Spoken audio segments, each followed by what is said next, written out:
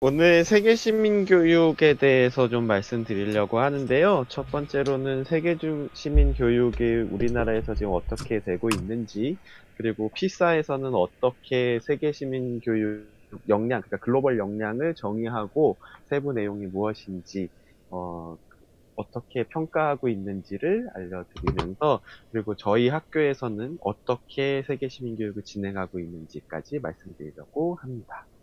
저는 조금 더 많은 사람들이 행복해졌으면 좋겠어요. 오늘도 행복하고 내일도 행복하면 좋을 것 같아요. 여기서도 행복하고 저기서도 행복하면 좋을 것 같아서, 그래서 조금 더 많은 사람들이 행복해졌으면 좋겠어서 세계 시민 교육을 관심 갖게 됐고 실행하고 있게 되었습니다. 세계 시민 교육을 하려고 할 때 다른 선생님들이 야, 일 갖고 오지 마. 좀 너무 힘들어. 뭐 이런 식으로 얘기를 하셨어요. 근데 사실 세계 시민 교육은요, 다양성을 존중하고 보편적 가치를 추구하는 교육은 모두 다 세계 시민 교육이라고 말할 수 있습니다. 사실 그동안 해왔던 교육이에요. 그리고 홍익인간이라고 하죠. 단군의 건국 이념이 모두 널리 세상을 이롭게 하라.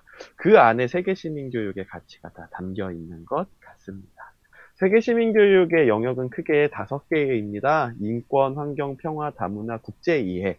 그런데요, 이거는 우리 학교에서 그동안 범교과 영역이라고 학교에서 이런 거를 가르쳐라 라고 창체 시간에 가르쳐라 뭐 이렇게 하고 있었어요. 근데 이 5가지 영역을 사실 우리나라에서 정한 게 아니라 옥스팜이라고 들어보셨나요? 그 NGO인데요. 개발을 하는 NGO인데 옥스퍼드, 영국에서 세계 2차 대전 이후에 개발에 대해서 관심을 가지면서 만든 NGO입니다. 그러면서 개발 교육에 관심을 갖게 됐고 그분들이 옥스팜 세계 시민 교육 커리큘럼이라는 것을 내게 돼요. 그래서 거기에서 크게 5가지 영역으로 지식을 구조화했었고 그 5가지를 찬찬히 읽어보니까 우리가 했었던 환경 교육, 평화 교육, 인권 교육, 다문화 교육, 국제이해 교육이랑 맞닿은 부분이 있어서 그동안 우리가 해왔던 교육이라는 것을 더 알 수 있었습니다. 말씀드렸다시피 다양성을 존중하고 보편적 가치를 추구하는 게 세계 시민 교육이라고 했는데요. 이거를 따로따로 이 5가지를 가르치기에는 너무 힘들어서 교과서 속에서 찾아보면서 아이들이랑 해보고 있었습니다. 음, 그러면서 실제로 사례를 말씀드리기 전에 피사에서는 어떻게 글로벌 역량이라는 것을 정의하고 평가하고 있나 알아보겠습니다. 피- 아시다시피 피사는 OECD의 하위 소속된 기관인데요. 어, OECD 경제개발협력 협력 기구에서 만든 거라서 사실 잘 사는 나라들의 모임에서 어떤 식으로 학생들을 평가할 수 있을까를 고민하면서 만든 기구입니다. 글로벌 역량을 이렇게 정의하고 있어요. 근데 이거를 갖다가 제가 이 PPT를 만들면서 그래 피사 띄고 글로벌 컴peten스를 갖다가 계속 검색을 했는데 검색할 때마다 계속 다르게 나오는 거예요. 그래서 번역을 하고 그래서 계속 또 다른 정의가 나와서 이게 도대체 뭐지 하고 봤었는데 이분들이 글로벌 역량이라는 것을 만들기 위해서 수많은 회의를 거치고 50번이 넘는 회의를 거쳤어요. 그때마다 조금씩 단어의 의미, 그리고 단어를, 가 갖고 있는 함축한 뜻을 조금씩, 변화시키시더라고요. 그래서 진짜 정말 공들여서 만든 문장이고 단어임을 알 수 있었습니다. 지금 보여드리는 거는 2016년에 최종으로 나온 피사의 글로벌 역량 정의인데요. 여기 너무 이게 처음부터까지 한 문장인데 동사를 중심으로 좀 끊어봤습니다. 그래서 잘 보시면은 글로벌 역량은요, 처음에 비판적이고 다양한 관점에서 분석을 해야 된대요. 그런데 다른 문화 간의 국제적 문제를 분석하는 거예요. 그리고 이해를 해야 되는데요. 차이점을 이해를 하고 그 차이가 어떻게 영향을 주는지 이해를 하는 겁니다. 그리고 또 참여하는 능력이 있는데요. 인간의 존엄성이라는 공유된 가치에 기초하여 적절하게 효율적인 상호작용을 하는 것입니다. 여기에서 보면은 또 그냥 상호작용도 아니고요. effective interactions, 효율적인 상호작용입니다. 그래서 피사 글로벌 역량을 정의를 할 때, 이런 그 질문들을 던졌어요. 그 사람들이. 피사 글로벌 역량을 만든 사람들이. 다문화 사회와 세계화 시대의 학생들은 삶과 시민권 고용에 어떻게 대비할 수 있을까? 그리고 학생들은 동시대 문제들을 어느 정도 조사할 수 있나? 그리고 이런 다양한 문화적 관점들을 어떻게 이해하고 평가하고 갈등 요인들을 대처 관리할 수 있나? 그리고 학생들이 존엄성을 존중하면서 다른 사람과 교류하기에 얼마나 준비되어 있나? 변화를 만들기 위해 어떤 행동을 취하고 있나? 그리고 마지막으로 선생님들은 이런 학생들의 역량 태도를 발전시키기 위한 준비가 얼만큼 되어 있을까? 이런 질문들을 던졌는데요. 사실 이거는 계속 저희도 고민을 해야 되는 문제인 것 같습니다. 그래서 글로벌 컴peten스를 요 네 가지로 이렇게 이야기를 하면서 지식, 태도, 가치, 기능 뭐 이렇게 이야기를 하는데요. 요 다음 슬라이드에서 좀 더 자세히 보여드리겠습니다. 글로벌 피사에서 정의한 거는 지식 및 이해, 기술, 태도, 가치 총 네 가지 영역으로 구성이 되어 있습니다. 옥스팜 같은 경우에는 태도와 가치를 묶어서 세 가지 영역으로 하고 있는데요. 특히 피사에서는 가치를 따로 떼어내온 이유가 있습니다. 뒤에 가면서 말씀드리겠습니다. 지식과 이해에서는 글로벌 이슈와 타 문화 사람들의 교류에서 발생하는 문화를 해결하는 데 필요한 지식과 이해 총합 이렇게 하는데요. 지식은 개인이 습득하고 갖춰야 할 정보고 이해는 글로벌 역량 관련 지식의 의미를 포괄적이며 비판적으로 아는 것입니다. 여기서 이해는 critical thinking이라는 표현을 쓰고 있는데요. 비판적으로 정보를 해석하고 생각할 수 있는 능력을 이야기하고 있습니다. 기술은요, 목표 달성을 위한 인지적인 기술로 사고력 또는 복합적, 체계적인 경향을 수행하는 능력인데요. 여기에서 기술의 예로 이런 걸 들었어요. 들어보시면서 선생님들은 몇 가지 기술을 갖고 계신지 한번 체크해 보시는 것도 좋을 것 같습니다. 한 가지 이상의 언어로 의사소통하는 기술, 다른 문화 사람들과 적절하고 효율적으로 의사소통하는 기술, 타인의 생각과 신념, 감정을 이해하는 기술, 새로운 맥락에서 자신의 생각, 신념, 감정을 조절하는 기술, 정보의 의미를 점검하고 평가하기 위해 비판적으로 분석하는 기술이 포함됩니다. 몇 가지 포함될까요? 저도 이거를 계속 어떻게 하면은 스스로도 발전시킬 수 있을까 고민을 하게 되었었습니다. 태도는요, 글로벌 역량 관련 지식이해 기술을 적절하게 사용하기 위한 것입니다. 개인이 대상에 대해 채택한 심적 경향 및 사고 방식인데요. 이거는 신념이나 의견 정서평가로 좀 세분화하고 있습니다. 그리고 마지막으로 가치입니다. 가치는요, 태도랑 묶일 수 없다고 봤어요, 여기서는. 가치는 지식이해 기술 태도의 모든 것의 근간이 됩니다. 이 근간이 되는 가치라는 것은 인간 존엄에 대한 가치, 문화적 다양성에 대한 가치입니다. 제가 아까 전에 말씀드렸을 때 보편적인 가치를 추구하고 다양성을 존중하는 모든 교육이 세계 시민 교육인 것 같다라고 말씀을 드렸는데요. 그런 그 가치를 가장 중요하게 여기고 있는 것을 피사의 2018 글로벌 컴peten스에서도 확인할 수 있었습니다. 그래서 이렇게 지식이해 기술, 태도, 가치라는 거를 도대체 어떻게 평가할 수 있을까를 피사에서 고민을 했는데요. 피사에서는 크게 두 가지로 평가를 하고 있습니다. 인지적 평가, 자기보고식, 설문입니다. 설문 조사도 하고요. 인지적인 평가도 하는데, 인지적인 평가는 텍스트 기반으로 시나리오 베이스드 테스트를 하고 있었습니다. 앞에 다이아몬드로 표시된 게 인지적 평가고요. 설문은 클로버 모양으로 표시되어 있습니다. 좀 더 자세히 살펴보면은 시나리오 베이스드 테스트, 그리고 과제 맥락, 컨텍스트 베이스드 테스트, 이렇게 두 가지인데요. 요런, 과제 맥락에선 요런 거를 중요시 하더라고요. 뭐 외국인에게 도움 요청하기, 축제 및 휴가, 교환학생, 해외여행 계획하고 가기, 이민난민 전입생과 교류하기, 기란 내 표지의 이해하기, 뭐 이런 거였었는데, 이런 이슈들을 이제 학습하거나 처리하거나 일상생활에서 어떻게 맞닥뜨리냐.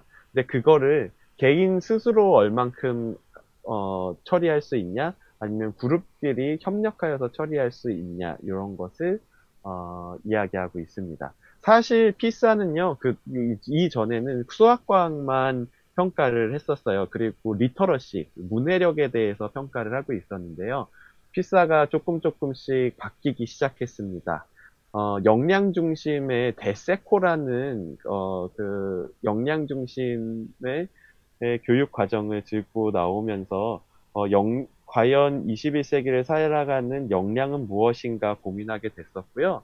그리고 2012년도에 그래서 처음으로 문제 해결력이라는 역량을 갖고 나옵니다. 그리고 2015년도에는 문제 해결력에서 조금 더 나아가서 컴퓨터 기반의 협력적 문제 해결력을 측정하게 됩니다. 협력이라는 단어가 나오게 됐는데요. 이거는 인터넷상에 있는 가상의 피어들과 함께 하나의 문제를 해결해 나가는 것을 측정했었습니다. 그러고 이제 2018년도에는 드디어 글로벌 역량을 평가하게 되었습니다. 그래서 글로벌 역량을 평가할 때에도 그룹 프로젝트가 있는 것처럼 하나의 단순한 지식을 평가하는 게 아니라 이것을 친구들과 같이 어떻게 내가 일상생활 속에서 맥락 중심으로 적용할 수 있는지, 단순한 지식 평가가 아니라 가치와 태도도 같이 평가할 수 있는 그런 평가를 지향하고 있음을 알 수 있습니다. 그래서 제가 미리 요거를 한번 갖고 와봤는데요. 구글 폼즈로 했었던 드래프트 시나리오를 갖고 왔습니다.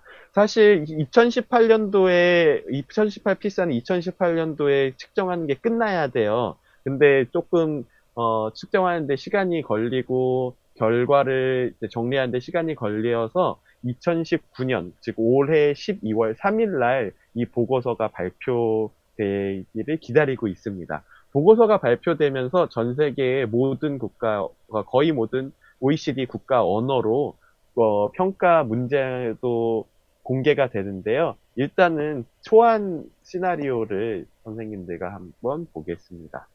당신의 가족 당신의 가족은 뉴턴이라는 국가에서 오는 교환학생을 손님으로 맞이할 예정인데요. 같은 학교에 다닐 거래요, 메리랑. 근데 교환학생들은 보통 방문하는 국가에 적응하기 위한 도움이 필요합니다. 당신은 메리를 맞이하기 위해 준비하는 중입니다. 요런 상황을 일단 설정해서 주었습니다. 메리의 방문을 준비하기 위해 무엇을 학습해야 할까요? 가능한 한 모든 항목을 선택하세요. 라고 써 있는데, 전 참 이거를 보면서 좀 난감하긴 했어요. 만약에 제가 메리를, 교환학생으로, 맞는다면은, 사실 뭐 뉴턴에 대해서 다 알면 좋지 않을까? 이런 생각도 했었는데요. 아무래도 여기에서는 역사, 문화, 종교 이 세 가지를 중심적으로 체크를 했나 안 했나를 물어보는 것 같았습니다. 그 사람의 문화 그리고 가치, 태도를 얼만큼 이해할 준비가 됐나라는 것을 체크해 보려고 하는 것 같았어요. 두 번째로 메리의 방문 준비를 위해 당신은 질문에서 필요한 정보들을 선택했는데 정보들이 방문 준비에 도움을 될 이유는 무엇입니까? 하나만 선택하라고 나왔습니다. 사실 여기서는 전반적으로 다 선택하라고 했는데, 그 중에서도 가장 중요한 게 무엇인가, 우선순위를 한번 선택해보라는 의미로 받아들였었는데요. 여기에서 정답은 아무래도 가치와 행동을 이해하게 되는 것에 있는 것 같습니다. 여기에서는 다양성, 그리고 개인의 가치를 얼만큼 이해할 수 있는 준비가 되었나를 판단하는 것 같습니다.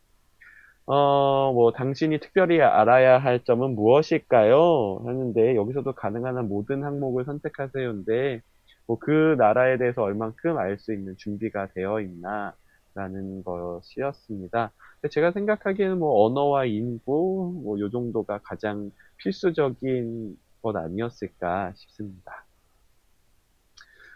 두 번째로 이제 정보를 줍니다.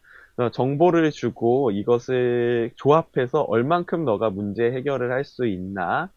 그리고 정보 안에서 나타난 문제점이 무엇인가를 스스로 파악할 수 있는 능력을 체크하는데요. 이렇게 인터넷을 통해서 뉴턴이라는 나라의 수도, 언어, 정부 형태, 인구를 찾았다고 제시했고요. 그리고 이렇게 지리 정보를 주고 있었습니다.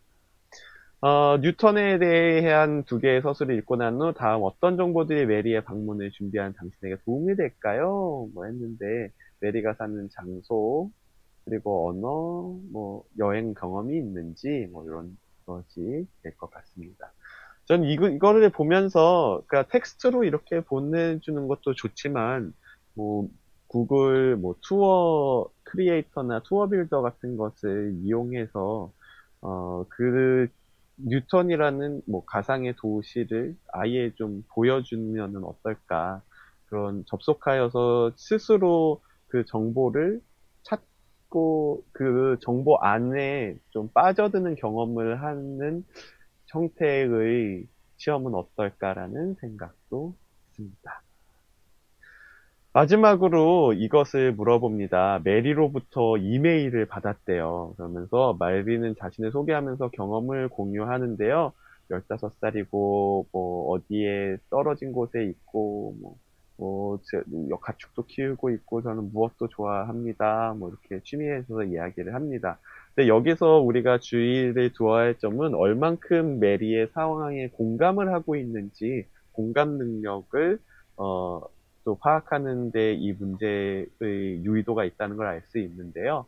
여기서는 첫 번째 여행이 좋은 경험이 아니었어요. 길을 찾는 것이 매우 어려웠고 저희를 도와줄 사람을 찾는 것도 어렵습니다. 라고 이야기를 하고 있습니다.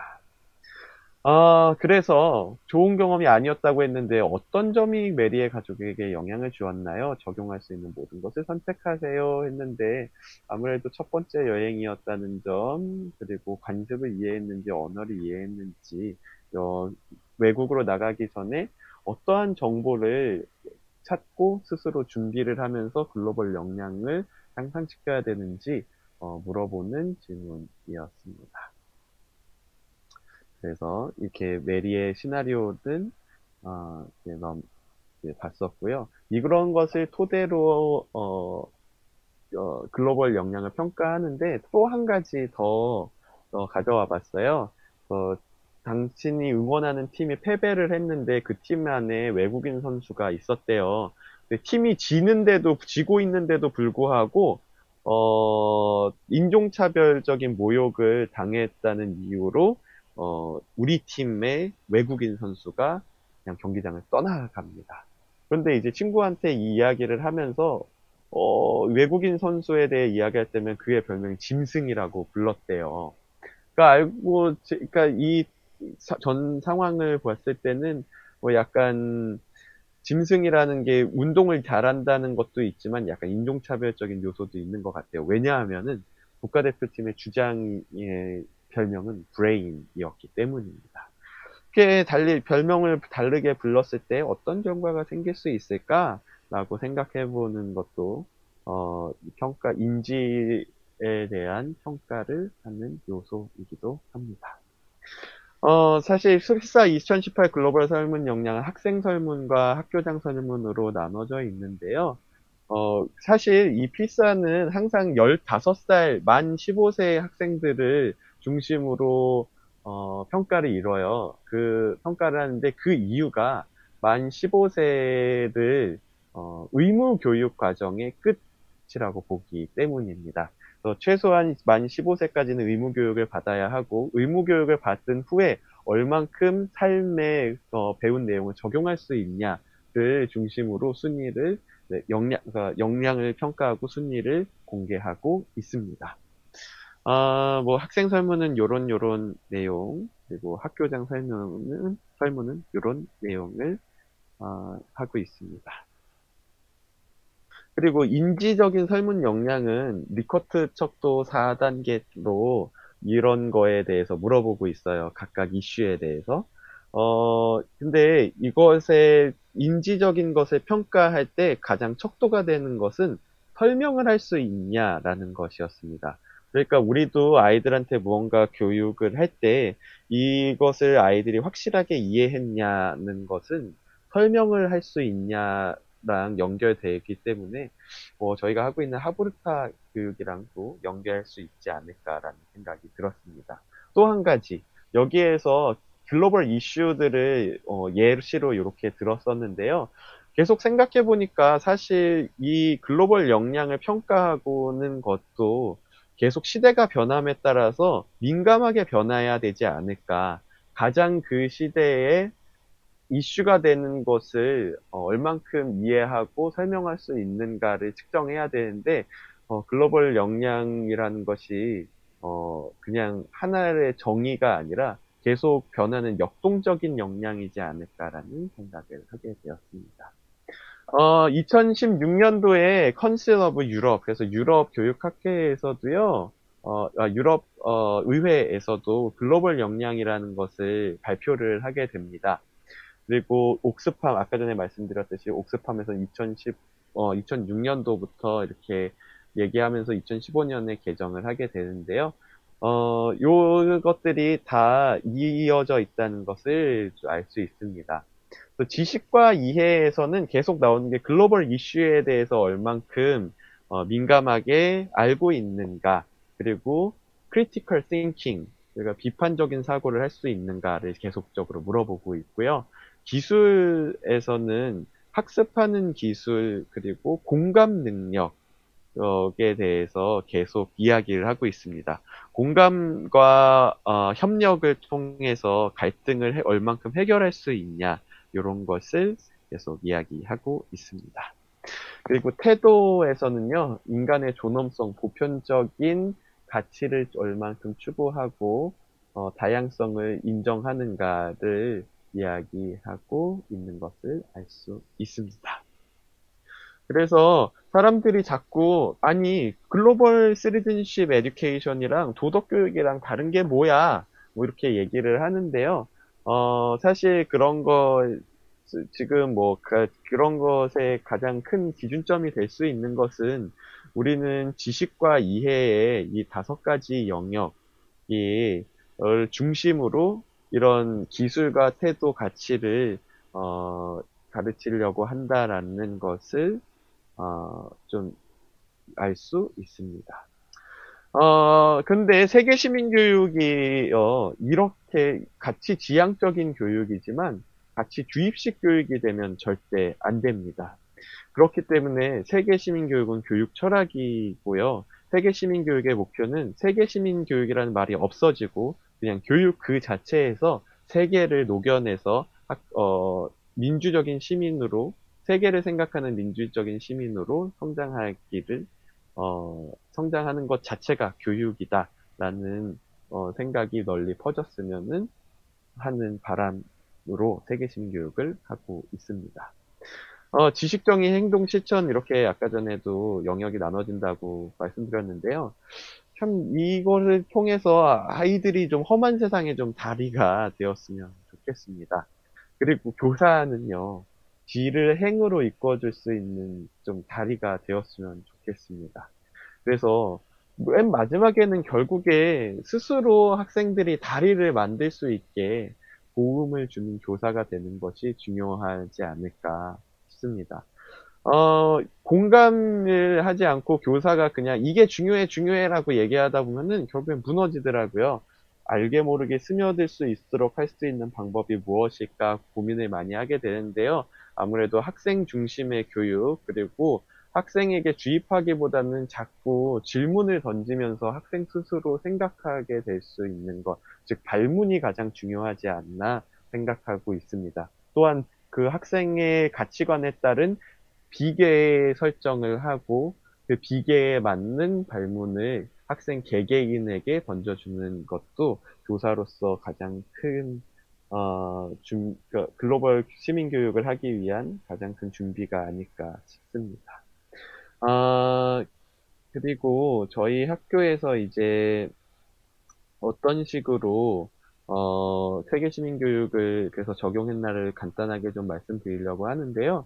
요거는 많이 들어보셨을 거예요. Sustainable Development Goals라고 2015년도에 유엔에서 2030년까지 전 세계 모든 사람이 지켜야 될 목표를 이렇게 발표를 했어요. 2015년도에 30년까지 지키자. 근데 이거를 사실 만들 때 엄청나게 많은 전 세계 사람들이 참여를 했어요. 근데 우리나라는 그렇게 많이 참여를 안 했었어요. 그러니까 일부 소수의 NGO에서 참여를 했었습니다.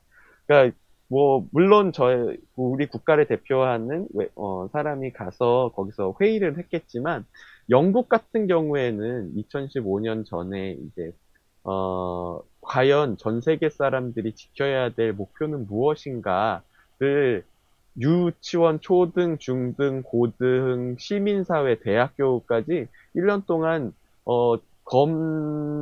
전국적으로 이거에 대해서 토론을 하게 됐었어요. 그래서 토론을 하면서 그 영국 사람들의 의견도 많이 전달이 됐겠죠. 그래서, 글로벌 시티즌십 에듀케이션을 따로 하지 않아도 그냥 일상생활 토론 자체가 글로벌적인 관점에서 이루어졌다는 것을 알 수 있었습니다.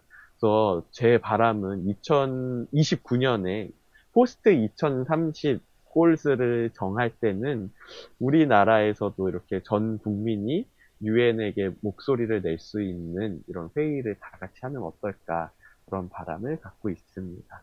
17가지 목표는 뭐 빈곤 종식, 기하 종식 뭐 이렇게 어려운 단어로 되어 있었는데요. 초등학생들이 이해하기 쉽게 다시 번역을 해봤어요. 가난이 없는 세상을 만들어요. 배고픈 사람이 없는 세상을 만들어요. 등 17가지를 이렇게 같이 무엇을 해보자라는 식으로 목표의 이름을 바꿔봤는데요. 사실 이 17가지 목표는 우리 학교에서도 찾아볼 수 있고 우리 실생활에서도 정말 많이 녹아져 있는 것을 알 수 있습니다. 그래서 17가지 목표를 학교에 관련된 곳에다가 제가 다 붙여놨어요. 그리고 아이들한테 이 표만 딱 주고 얘들아 선생님이 17가지 목표를 학교에다가 숨겨놨어. 그런데 이 목표와 관련된 장소에 숨겨놨으니까 표를 들고 학교의 여러 군데를 달려가면서 보물찾기 하듯이 이 목표를 찾아봐봐. 그러면서 셀카를 찾았으면은 이 목표와 같이 셀카를 찍어서 선생님 뭐 이메일이나 뭐 카톡으로 보내주렴 이렇게 해서 아이들 이렇게 쫙 풀었습니다. 아이들은 무슨 런닝맨 게임을 하는 것처럼 막 달려다니면서 되게 즐거워했어요. 그러면서 이 인류 공영의 17가지 가치에 대해서도 생각해보게 됐었지요. 그래서 이 17가지 목표는 제가 말씀드린 세계 시민 교육의 5가지 영역으로도 다시 나눌 수 있게 되므로 아이들이 공영 가치를, 인류 공영의 가치를 조금 더 깊게 생각해 볼 수 있는 경험을 하게 되었습니다.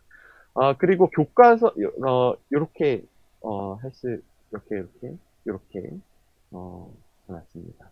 교무실에 모두 존중받는 일자리에서 함께 일해요. 이렇게 크게 붙여놨어요. 네. 네. 모든 교무실에서 이렇게 모두 존중받으시면서 일하셨으면 좋겠습니다. 그리고 저희 교과서를 갖다가 아이들이랑 쫙 펼쳐가지고, 자, 교과서 속에서 이제 17가지 목표를 찾아봅시다. 이렇게 얘기를 했습니다. 그러니까 사실 저는 그 수업을 나가기 전에 아이들이랑 같이 교과서를 한 학기에 배울 내용을 다 뒤집어 보면서 어떤 내용이 있는지, 그리고 그 내용들이 유엔에서 정한 17가지 목표랑 어떻게 연관이 있는지를 좀 분석하게 했어요. 그리고 아이들끼리 그러면은 이 1번 목표가 나와 있는 것끼리 모아가지고 프로젝트를 한번 너희들끼리 만들어봐. 이렇게 해서 아이들이 스스로 교육과정을 재구성해서 저에게 제안을 하기는 그런 프로젝트를 진행하기도 했었는데요. 특히 이런 것입니다. 국어에서 왕가리 마타이의 유라를 읽고 인물이 추구하는 삶을 찾아보는 차시가 나오는데 이 왕가리 마타이라는 사람이 케냐의 여성 운동가이자 환경 운동가입니다. 당연히 5번 성차별이 없는 세상을 만들어요. 그리고 땅 위의 환경을 생각하고 행동해요라는 것과 연관이 되어 있겠지요. 이런 식으로 국어에도 예시문들이 17가지 목표랑 연관이 되어 있는 것을 알 수 있습니다. 이때 교사가 이런 것을 한 번씩 짚어주면서 글로벌적인 관점에서 우리는 여기에서 한 발 더 나가서 어떻게 생각을 해야 될까? 이렇게 질문을 하나씩만 던져주는 것만으로도 세계 시민 교육을 하는 것으로 알 수 있습니다. 그러니까 사실 따로 시간을 내서 하는 게 아니라요. 교실에서 쉽게 할 수 있는 교육입니다. 단 교사 스스로가 세계 시민의 눈으로 교육 과정을 다시 봐야 된다는 것이 있지요.